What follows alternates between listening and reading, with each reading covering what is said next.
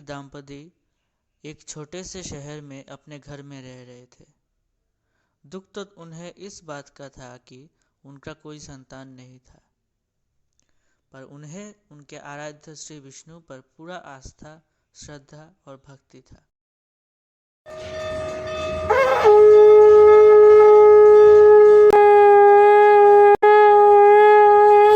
भगवान की कृपा से कुछ साल बाद उनको एक बेटा हुआ। वो बहुत खुश हुए। कुछ साल तक सब ठीक प्रतीत हो रहा था, पर समय के साथ जिंदगी में कुछ और बदलाव भी आए। उन्हें पता चलने लगा कि उनका बेटा मानसिक और शारीरिक रूप से कमजोर है। इतने छोटे उम्र में आपके बेटे का 4 बार फ्रैक्चर हो चुका है, और वो भी अलग अलग जगह पे। मेरी सलाह माने तो आप एक अच्छे न्यूट्रिशनिस्ट को दिखाइए। आपका बेटा शारीरिक रूप से बहुत कमज़ोर है। डॉक्टर की सलाह लेकर उन्होंने अपने बेटे को अच्छे अच्छे चीज़ें खिलाना शुरू किया, पर फिर भी उनके बेटे के स्वास्थ्य ठीक नहीं हो रहा था। वो बहुत चिंता में पड़ गए। उनका बेटा जिगर बड़ा होने लगा। जिगर को उन्होंने शहर के सबसे बड़े स्कूल में एडमिशन कराया।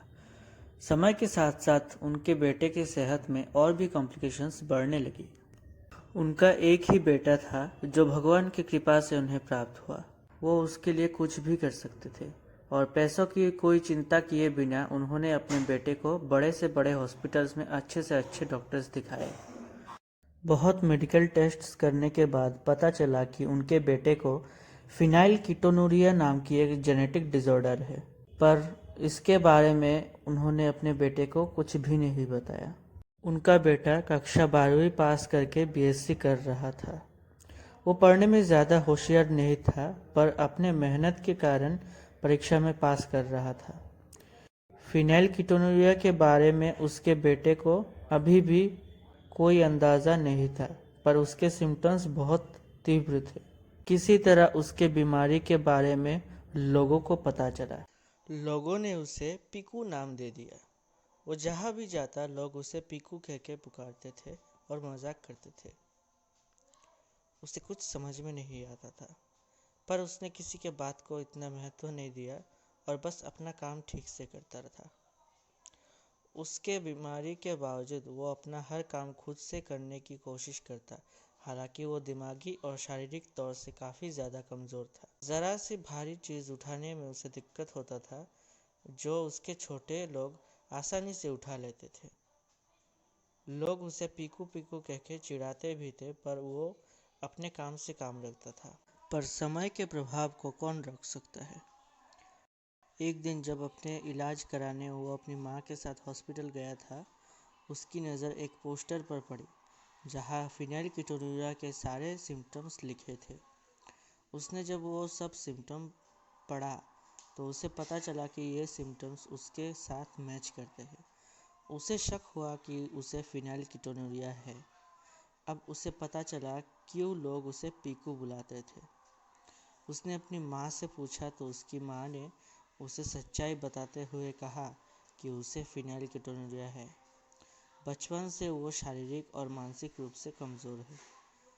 उसके माँ को डर था कि कैसे उसका बेटा अपनी ज़िंदगी में आगे बढ़ेगा, पर उसके बेटे ने उसे आश्वासन दिलाया और कहा कि वो अपने मेहनत से अपने कमज़ोरी से लड़ेगा। उसने कहा, क्या हुआ अगर मेरा ब्रेन कम डेवलप है तो? कम है पर डेवलप तो है।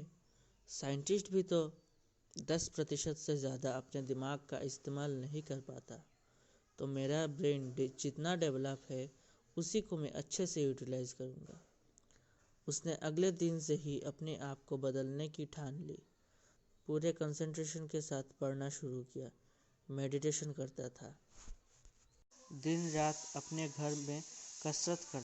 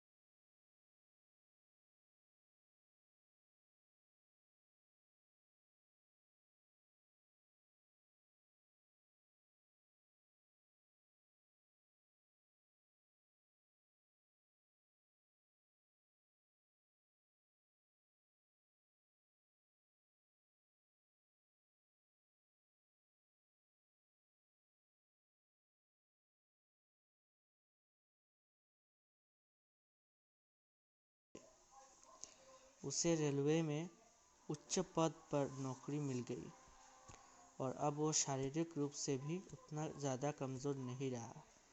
उसने अपने मेहनत से अपनी बीमारी पे काबू कर लिया था। अब भले ही उसके सिम्टम्स पूरी तरह से ठीक ना हुआ हो, लेकिन फिर भी वो अब बेहतरीन ज़िंदगी जी रहा था। हालांकि यह सच्चाई है कि उसका ज़िंदगी छोटा था, वो ज़्यादा दिन जीवित नहीं रह पाएगा, ये डॉक्टर ने बता दिया था। पर उसे लगता था कि जितना दिन जिए उतने दिन अच्छे से जीना चाहिए। वो अपने माँ बाप से बहुत प्यार करता था और पूरे श्रद्धा के साथ उनकी देखभाल करता था। एक दिन अचानक उसके माँ बाप की दुखद मृत्यु हो गई। वो पूरी तरह से टूट गया। अब उसके जीवन में कुछ सुख बचा ही नहीं था। वो इस दुख को सहन नहीं कर पा रहा था। वो डिप्रेशन में चला गया। उसने नौकरी से इस्तीफा दे दी और ठान लिया कि अब बची ज़िंदगी वो दूसरों की मदद करने में बिता देगा। वो कुछ दिनों तक गरीब, अपाहिज और काफ़ी अन्य तरह के लोगों को मदद करता रहा। बाद में जब उसकी ज़िंदगी ख़त्म होने जा रही थी, वो और भी बीमार हो गया। उसे लगा कि अब भगवान के नाम लेकर ही बची ज़िंदगी बिता लेंगे। वो जंगल में चला गया और संन्यास धारण कर लिया। एक पेड़ के नीचे बैठकर भगवान के नाम लेता रहा। जब उसकी ज़िंदगी के कुछ ही पल बचे थे, तो देवराज इंद्र ने उसकी परीक्षा लेने के सोचे। देवराज इंद्र एक शेर के रूप धारण करके एक हिरण के पीछे भागे। हिरण को भगाते भगाते उन्होंने जिगर के पास लाए। अब जिगर का ध्यान भंग हुआ और उसने देखा कि एक शेर एक हिरण के पीछे भाग रहा है। वो हिरण गर्भवती थी। हिरण ने उससे बचने के लिए मदद मांगी।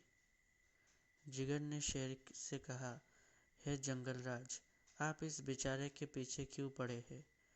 अगर आप इसकी जान लेते हैं तो इसके साथ साथ आप इसके होने वाले बच्चे की भी जान लेंगे। कृपा करके इसका जान बख्श दे।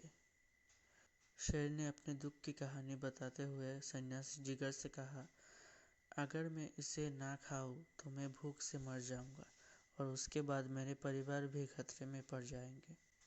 अब सन्यासी जिगर ने कहा, हे जंगलराज, आप हिरण को जाने दे, बदले में मैं आपको मेरा मांस काट के दूंगा। मेरी जिंदगी भी शायद खत्म होने को है, और अगर भगवान की इच्छा हुई तो मैं आपका भूख मिटाकर भी जिंदा रह लूँगा। इतना कहकर उसने पेड़ का एक धाराल हिस्सा लेकर अपने शरीर से मांस निकालकर शेर को खिलाने लगा। शेर का भूख मिटा और वो वहाँ से जाने लगा। हिरण की जान बच गई और शेर का भूख भी मिट गया। जिगर दर्द से जूझ रहा था, पर उसने अपने दर्द पे ध्यान नहीं दिया और भगवान का नाम लेता रहा। जाते जाते शेर के रूप में देवराज इंद्र ने कहा, हे सन्यासी जिगर, आप महान हैं। अभी स्वर्ग में भगवान श्रीहरि और माँ लक्ष्मी बात करने लगे। श्रीहरि ने माँ लक्ष्मी से कहा कि अब समय आया है जिगर की मुक्ति का। देवर्षि नारद ने पूछा, हे प्रभु, इतने कम समय साधना करके वो कैसे मुक्ति की प्राप्ति करेगा? भगवान ने कहा, हे देवर्षि, जरूरी नहीं है कि साधना वर्षों तक ही किया जाए। इससे कम आयु तो हमने ही प्रदान किया था, लेकिन इसने अपनी बीमारी का शोक ना किए हुए पूरा जीवन दूसरों की भलाई करने में बिता दिया। और रही बात साधना की, तो कर्म ही धर्म है। उसने आधी साधना तो पहले ही कर लिया था, पूरी निष्ठा के साथ अपनी माँ बाप का सेवा करके। इतना कह के भगवान ने अपने भक्त जिगर को मुक्ति प्रदान किया। इस तरह जिगर ने अपने बीमारी के बावजूद एक सफल जीवन जिया।